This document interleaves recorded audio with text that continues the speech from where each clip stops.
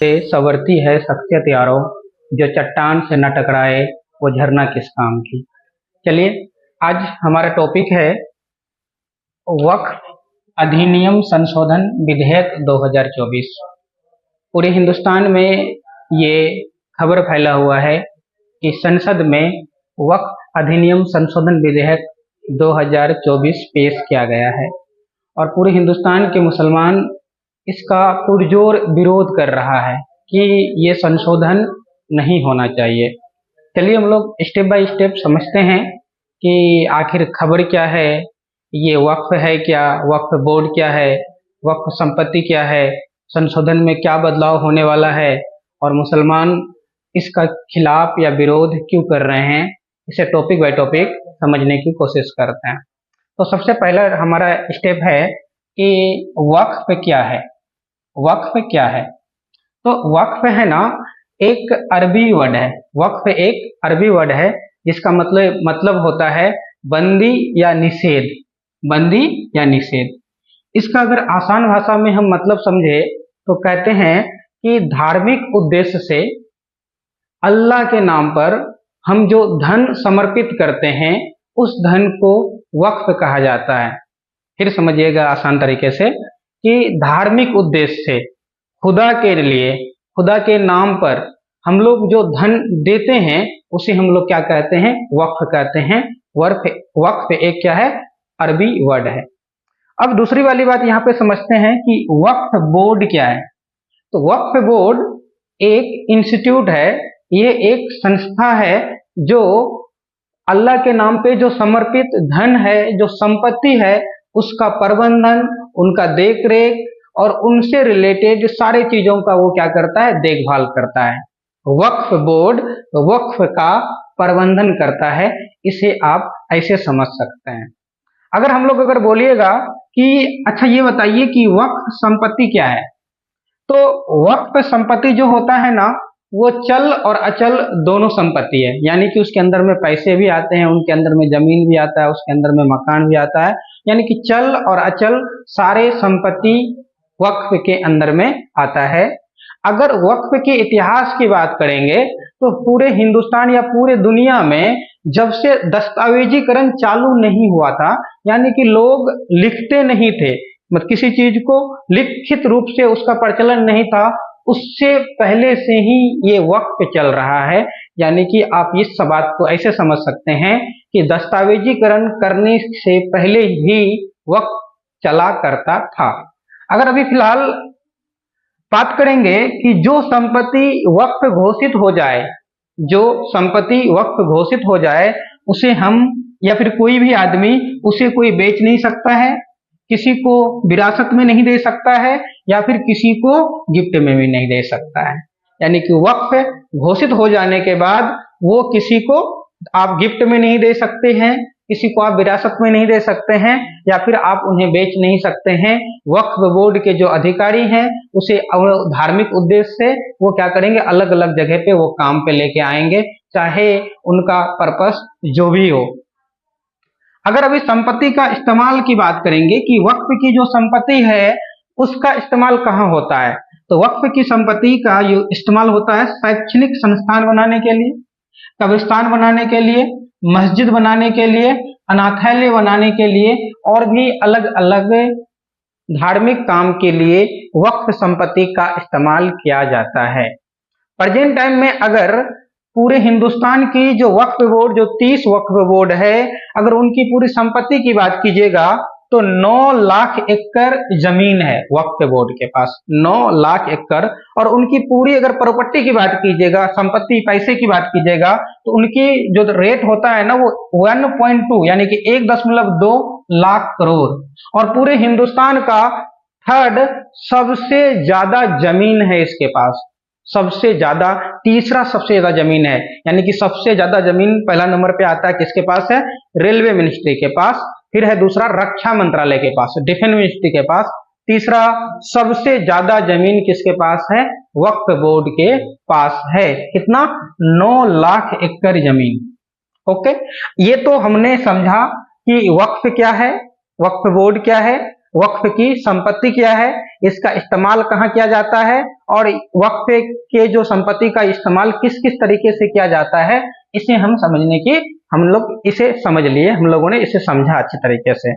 अब आता है क्या कि वक्फ अधिनियम 1954 में आया था, यानी कि जो वक्फ बोर्ड है वो एक कानूनी संस्था है, तभी उसके लिए क्या आता है, अधिनियम आ रहा है। वक्फ अधिनियम 1954 में ये कहा गया था कि प्रत्येक राज्य का एक वक्फ बोर्ड होगा, हर राज्य में एक क्या बनेगा, वक्फ बोर्ड बनेगा। इसी वजह से पूरे हिंदुस्तान में कितने बोर्ड बने हैं, 30 बोर्ड बने हैं।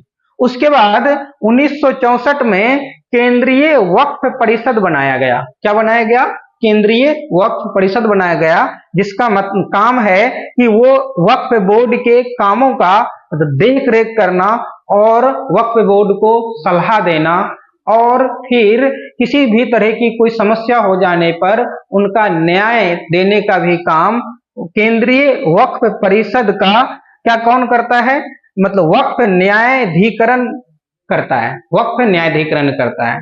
तो अगर फिलहाल फिर है ना, वक्फ अधिनियम 1995 आया, फिर उसमें संशोधन किया गया 2013 में, जिसमें वक्फ बोर्ड को बहुत ज्यादा अधिकार दिया गया था। इतना अधिकार दिया गया था कि मतलब आप एग्जाम्पल के रूप में ये समझ लीजिए कि अगर वक्फ बोर्ड ने दावा किया कि किसी चीज पे कि ये वक्फ की जमीन है, उसमें विवाद हो गया, तो वक्फ बोर्ड का जो वक्फ न्यायाधिकरण है वो जो फैसला करेगा वही निर्णय हो, उसी का वही फैसला क्या हो जाएगा, अंतिम हो जाएगा। इतना मतलब कि उसे पावर दिया गया था, किसको, 2013 के संशोधन में वक्फ न्यायाधिकरण को इतना क्या दिया गया था, अधिकार दिया गया था, या फिर उतना पावर दिया गया था। इतना सारा चीज ये पहले में था, इसमें कोई दिक्कत भी नहीं हो रही थी, किसी लोगों को पता भी नहीं था। मुझे लगता है पूरे हिंदुस्तान के 90.99% मुसलमान को वक्फ बोर्ड के बारे में पता नहीं होता है। पढ़े लिखे भी मुसलमान जितने होते हैं ना, जो कि मतलब कि उसे भी कोई लेना देना नहीं होता है इन सब चीजों से, वो कहता था कि चलो ठीक है, वो जैसा चल रहा है ऐसा चलने दीजिए। अब देखिए दिक्कत ये पूरी समस्या हो गई, इस वजह से पूरे देश के लोग इसमें जुड़ करके ये खिलाफ कर रहे हैं कि ये विधेयक पेश नहीं होना चाहिए, इस वजह से कि इसमें क्या क्या बदलाव होना चाहिए। देखिए पहला नंबर का जो बदलाव होगा कि वक्फ जो संपत्ति है ना, उसका अनिवार्य पुष्टिकरण करना पड़ेगा। अनिवार्य पुष्टिकरण से मतलब यहाँ पे ये है कि वक्फ संपत्ति है तो इन्हें आप साबित करके, मतलब कि दिखाओ कि हाँ ये संपत्ति है, इन्हें वक्फ के नाम पे हम कर रहे हैं, इनका पुष्टिकरण करना बहुत जरूरी है।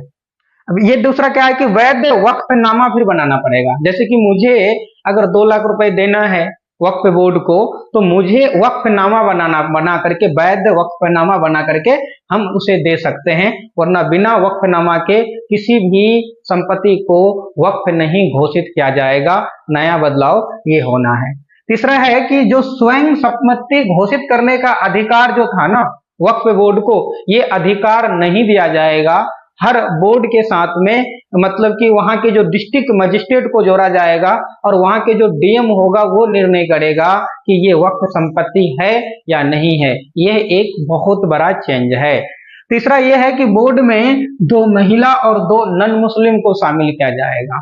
अब तक जो वक्फ बोर्ड के जितने भी सदस्य होता था वो क्या होता था, मेल होता था, यानी कि पुरुष होता था। अब ऐसा कह रहा है कि हर बोर्ड में 2 महिला और 2 नॉन मुस्लिम के अलावा कोई भी, चाहे वो हिंदू हो, वो सिख हो या ईसाई हो, या किसी को भी 2 आदमी को एक बोर्ड में जोड़ा जाएगा। चौथा उसके आगे का ये है क्या कि बोर्ड के अधिकारियों का शक्ति का नियंत्रण किया जाएगा। मतलब कुल मिलाकर के ये 5 बदलाव मेजरली किया जा रहा है। बदलाव तो बहुत ज्यादा किया जा रहा है, लेकिन मैं अगर आपको समझाऊं मोटा मोटा पॉइंट, तो ये 5 मोटा मोटा पॉइंट का बदलाव किया जा रहा है। पहला बदलाव क्या किया जा रहा है कि अनिवार्य पुष्टि करना होगा। दूसरा ये है कि आपको वक्फनामा बनाना होगा जो कि वैध हो। तीसरा यह है कि संपत्ति घोषित बोर्ड के अधिकारी नहीं कर सकता है, इसे घोषित करने का अधिकार डीएम को दिया जाएगा।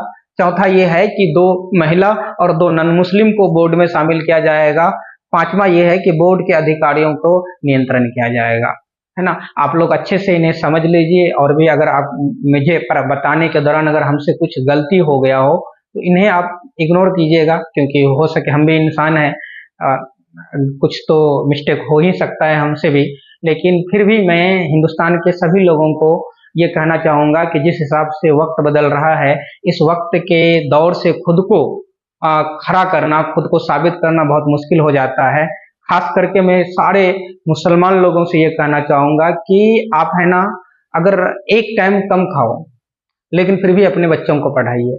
और ये है ना, अगर आपके घर टीन के हैं ना, तो उनको टीन को बेच करके प्लास्टिक में रहिए और अपने बच्चों को पढ़ाइए। एजुकेशन ही एक ऐसा हथियार है जो बदल सकता है पूरी दुनिया को, या फिर अमन और चैन या शांति मतलब पूरी तरीके से ला सकता है पूरी दुनिया में। एजुकेशन बहुत ज़रूरी है, यानी कि जिंदा रहना अगर आप चाहते हैं कि अच्छी तरीके से ज़िंदगी जी लें, या चाहते हैं कि हमें लोग इज्जत करें, हमारी रिस्पेक्ट हो, इसके लिए एजुकेशन बहुत ज़रूरी है। ऑल द बेस्ट, अपना बहुत बहुत ख्याल रखिएगा और फिर जय हिंद।